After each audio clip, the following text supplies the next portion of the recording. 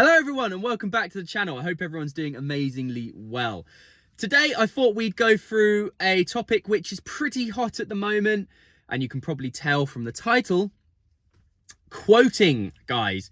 Red flags I would avoid when going to do a quote, or if someone phones me up and is wanting some work doing. Now, these might not apply to everyone. You might have your own list, you might have your own things. This is more for people that are looking to get into the gardening world / business, who are looking to start their own company. I have loads of you guys in my DMs quite regularly asking me questions about quoting, how to price, how to do this, how to do that. I love it. I love trying to help you guys out. It's one of the things I love most about this community and what I've built so far.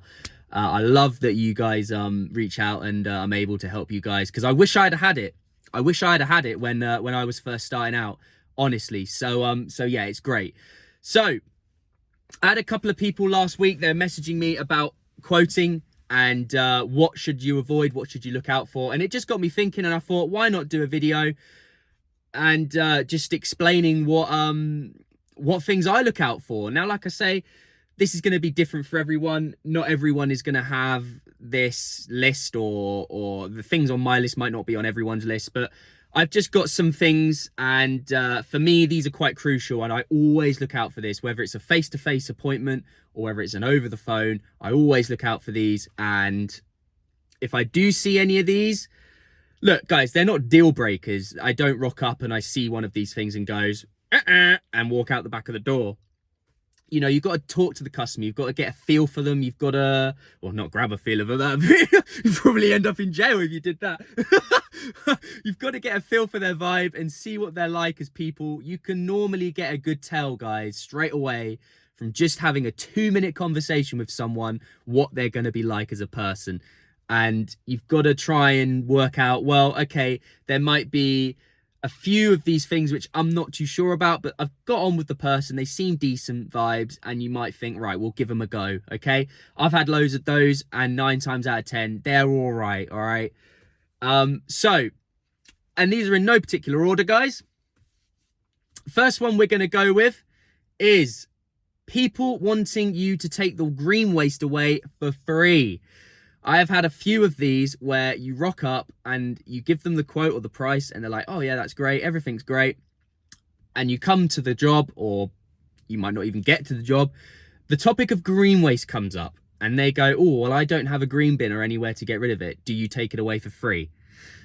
Now, look, 9 times out of 10, you say to them, no, look, I have to charge because the tip charges me to dump and blah, blah, blah. And they go, oh, okay, that's absolutely fine. No worries, that's fine, we'll pay it. You do get the odd people, though, guys, that will complain, oh, my old gardener, he took it away for free. Oh, I can get it away, but it's too much hassle. You know, you've only got to drive it down the road, blah, blah, blah. If I only have to drive it down the road, it's still costing me time and money. You may think it's 10 minutes down the road, but it's not, all right? So, look. That's one of the ones for me. I don't mind taking waste away, but I do charge. Everyone charges, guys. It's one of those things. Nothing's free, okay?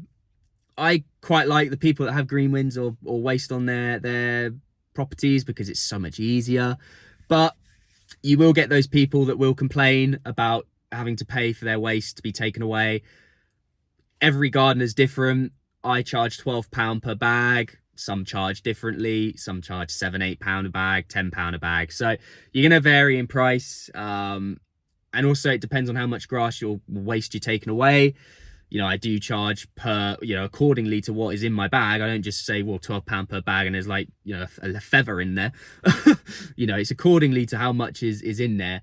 But yeah, I charge to take away waste, and I try not to do it for free. Well, I don't do it for free. Why would you? You know, it's time and money out of your own pocket at the end of the day. So yeah, that's one I would look out for. But again, you can probably work around that one. Another one I would say is, now, when you initially get the phone call from people, right, whether it's on an advertisement page, whether it's through a Google search, whether it's a website search, whether it's word of mouth, whatever it is, when you get that call and you answer, you will get a gut feeling of what this person is going to be like. You will get a gut feeling for what they're going to be like. You're going to know whether they're an OCD maniac. You're going to know whether they're going to be a potential problem, and you're going to get a feel for them. All right. Now, I'm quite a big one for this. All right. I know straight away. In fact, I'll tell you a good example. I had a call the other day, right? And it was from a lady, and she said, "Oh, I really, really need someone ASAP, like desperately. My garden's really, really overgrown. It needs doing, but I only need someone for 2-3 weeks, and then I don't need them again." And I was quite enjoying the conversation. I was thinking, oh yeah, this is a great one. It's up the road from where I'm working that day. It can slot right in. I have a slot available. It can slot right in. And I'm thinking, yeah, this is great. You know, £40 a visit, great, excellent. And then it came out, yeah, I've had an accident recently. I fell off I think it was, she fell off her bike or something, and she broke her wrist or something. And I think it was, I only need the gardener until I'm back able to get out there. And I'm thinking, no, straight away, no, it's not for me. I don't want to be doing that. I don't want customers that are gonna use me until they are better. That could be any time, guys. That could be next week. That could be 3 weeks. That could be a month. That could be 2 months. It's not guaranteed money. You want a contract or some sort of agreement of time that you're going to be there. You want regularity. You want the confidence that you know they're going to want you the next week or 2 weeks or however long your delay is in visits, right? And you want to know that they're going to come back to you. You don't want to be on the lurch thinking, oh shit, am I going to be dropped next week? Am I going to be dropped next month? You do not want that, all right? I've been there, I've done it. When I started out, I took any old bloody job, and you get these all the time. Oh, my neighbour's gone on holiday. He normally cuts my grass. I only need someone for a month. No go, no way, not doing it. On to the next one. And this one sort of jumps into that old pile of fish there. It's the good old, my neighbour normally cuts my grass, but he's not doing it at the moment. I only need someone to cut my grass. Right, okay. Well, why has your neighbour stopped? I don't know. He just doesn't want to do it anymore. Right, okay. And then they're like, well, I don't really know if I need you for this, and this, and this. And you're like, no, don't do it, guys. Don't get involved with neighbours cutting people's grass. Don't get involved with it. Don't go anywhere near neighbours and neighbourly agreements or anything like that. Anytime I get a call and I hear the word, my neighbour used to do this, no, that's it. I'm done. No, not doing it. That's a big one as well for me. Anytime there's some sort of neighbourly agreements, I don't get involved. You're trying to communicate with neighbors, client, neighbors. No, don't do it, guys. It's a waste of your time. 9 times out of 10, you're going to get nowhere apart from frustration. Do not do it. And look, you might get away with it, and it might be quite a decent job. You might get away with it. But from my experience, I don't deal with it. I've had a few where, you know, you're trying to battle the neighbor, you're trying to battle the client. Don't do it. Don't get involved in it. Any sort of neighborly discussions or confrontations or anything like that, just stay away. Don't get involved in them. The next one would be split level gardens. Now, look, I put it down there because I've had a few now. Terrace gardens, split level gardens. Where I live, there's a place nearby. It's called Sandhurst. Some of you may know it, some of you might not. And it is basically a town on a hill. And I had a few gardens in there, and they were all split leveled by 4, right? They were split leveled by 4. And at that time, I didn't have the Ego mower. And had I had the Ego mower, it would have been a lot easier to do. And probably I might have even kept them. But it can be a real bloody pain. And it depends how their gardens are leveled out. I've had a few of these now where they're split leveled. Some of it's concrete, some of it's grass. You get grass right at the top. You've got other things going on right at the top. It can be a real flipping nightmare, all right? But I'm even unsure about that one, because now I have the Ego that's quite light and you can carry it up the stairs quite easily. I would say it's maybe something I consider now, but I probably wouldn't still take it. Not now that I'm at that point where I'm picking and choosing my jobs. I still wouldn't do it, purely because it's just a pain, it's a hassle, And yeah, I don't really do those kind of jobs. Next one is a big one, and this one is huge for me. I will say no straight away. I won't even go and look at the job if I hear the words, "What is your hourly rate?"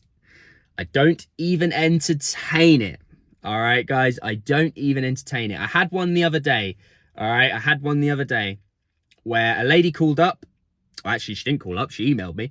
She emailed me, "Found you on your advertisement page, blah, blah, blah." My old gardener was charging me £15 an hour. And she said, "He's retiring or doesn't want to do it anymore. I need someone. What's your hourly rate?" And I said, to be completely honest with you, I wasn't rude. I'm never rude to customers. Don't get me wrong. I'm never rude to customers. I'm not a rude person. But I did say back to her, "Look, with all due respect, I would strongly consider getting your gardener back. I would consider trying to get him to come back, because you aren't going to find someone anywhere near that price. Nowhere near." And I said to her, "I don't even charge by the hour. I charge per the job." And I said, "I'm more than happy to give you a price." And she said, "Yeah, okay, give me a price." Gave her a price. I think it came to about £40 a visit.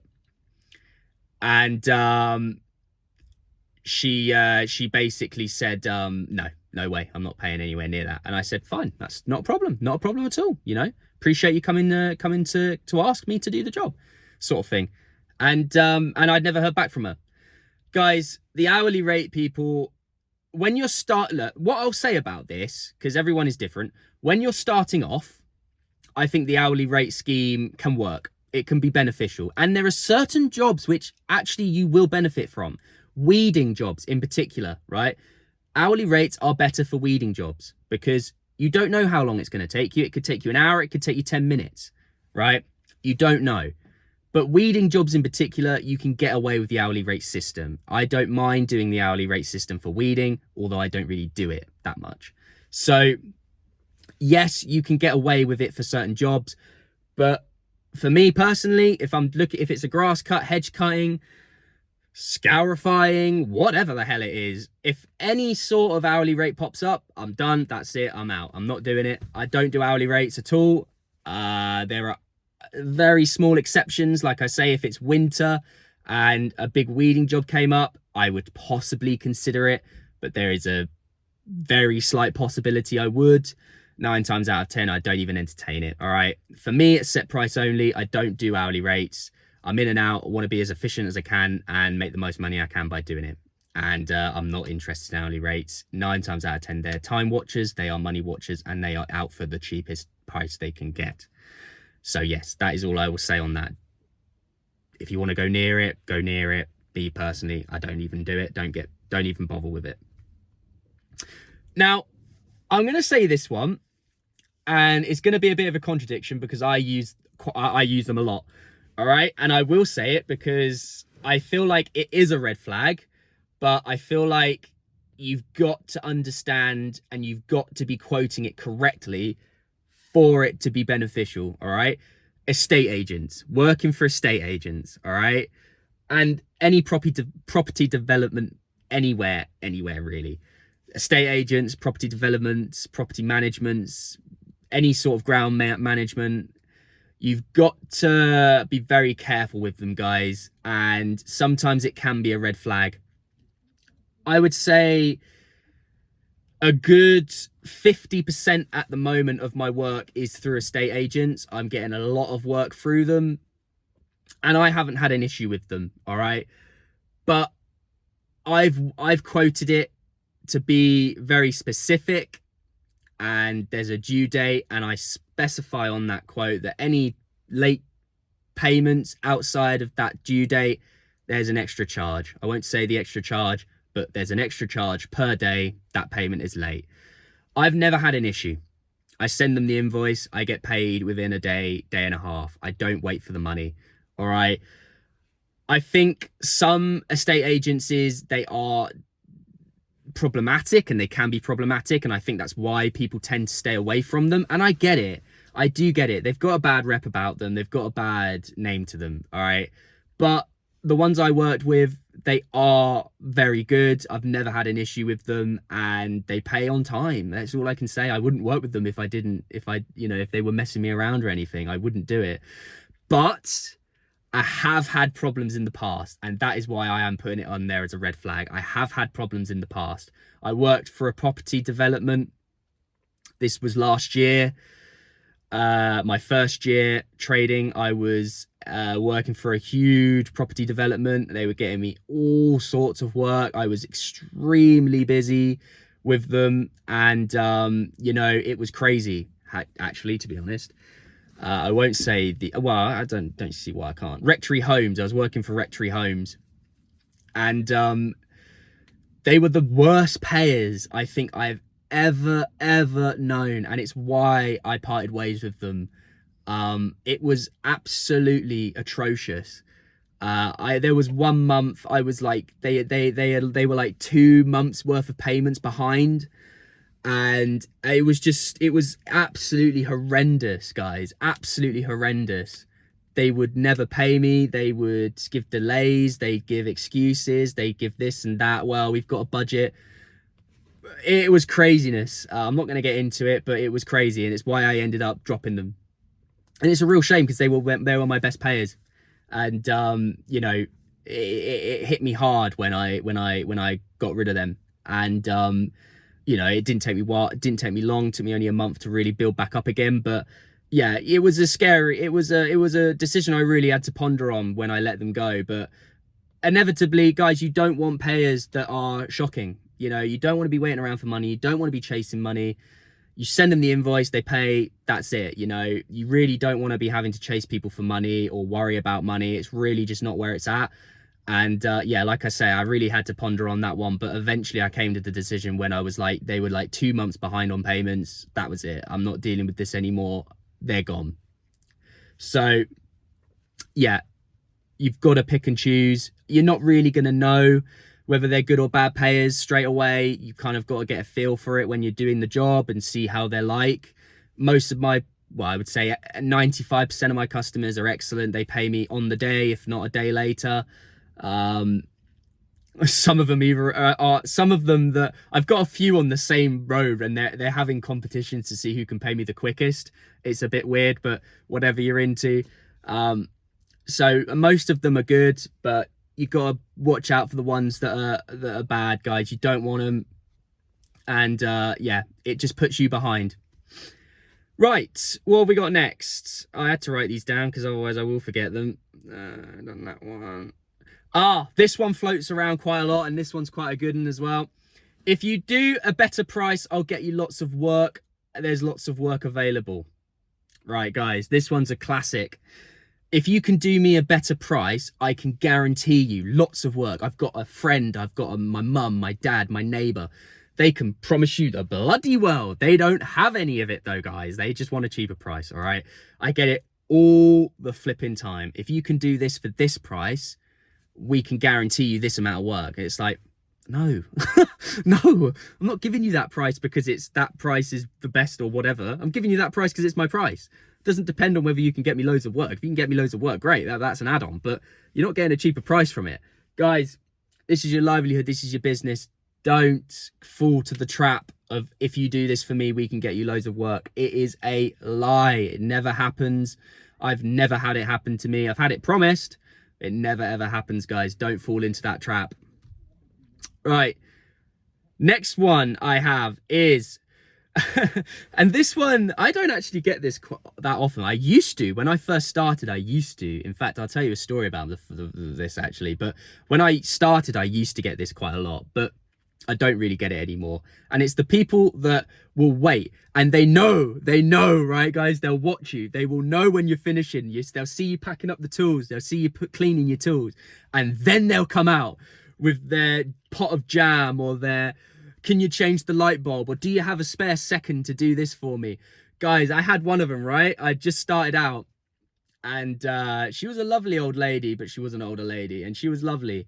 And but she would come out. I knew she'd do it as well, and it used to drive me bonkers, right? I used to be packing up my tools and I could feel it. I could feel it coming. She'd come to the door and she'd go, "Oh, do you have a spare minute?" Right? And the one time, this was the time I actually let her go there and then on the spot. The one time I finished and I'd just done everything she wanted me to do on the list and I was packing up, put all my tools away. "Oh, do you mind just trimming over this once more? Because, you know, it's not quite level." So I was like, right, okay, I'm going to do it because I need to get going here. I'm not going to argue with her here and now. So I get my hedge trimmer back out, I go over it. By the time I'd finished, guys, she had a Hoover outside, broken, that she looked at me and said, "Can you mind having a look at this real quick?" And I said, "Look, this isn't for me. I can't be doing this. This isn't, you know, I'm not doing this anymore," sort of thing. This is crazy.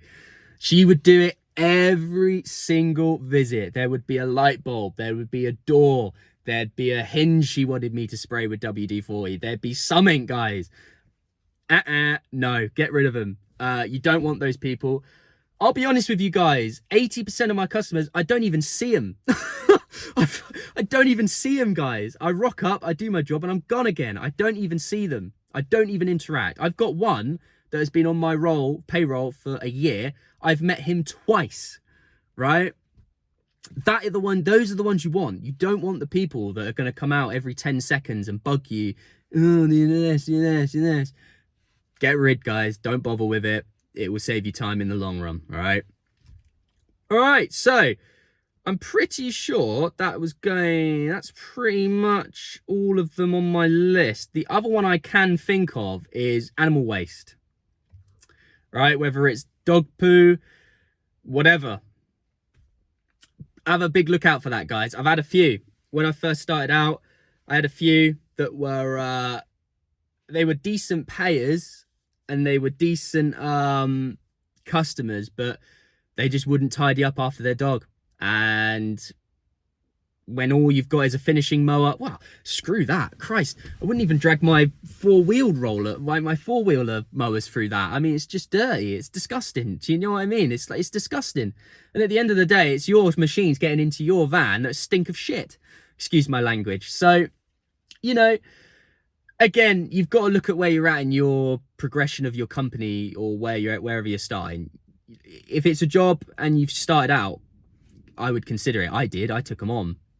But when you're at that stage where you're like picking and choosing, drop them, guys. Get rid of them. Ain't worth it. Really ain't worth it. It's disgusting. And look, you know, I had one that would give me a bag and would like go, "Well, you can pick it up." Nah, hell no. You know, hell no. I'm not here to clean up after you. I cut your grass. That's all I do. I'm not here to clean up after you. Another one I will quickly mention, which it is a red flag. You can get around it, but it is a red flag. Is people that have garden furniture or like lots of ornaments. I send reminders every week. I send a reminder out every Sunday to every single customer I have that following week. "I'm coming. Please move all your stuff off your grass for my visit," right? And 9 times out of 10, they do. My customers are very good. They'll move everything off. I have had a few. They've got goalposts, they've got basketball nets, they've got pots, they've got all sorts of stuff on the grass, dog toys. They don't move them. It might not seem like a big deal, but every minute you waste is a minute waste. And guys, you shouldn't have to be completely honest. You shouldn't have to clean up after your customers. If you send the reminders out saying, "Please move your stuff," they should be moving their stuff, all right? That's all I can really think of, guys. I don't want to make this video super long. If you found this interesting or if you found it helpful, hopefully you did, smash that like button, guys. If you're new around here and you consider subscribing, it means the world to me, guys. And as always, I'll catch you in the next one. Cheers, guys. Really appreciate it.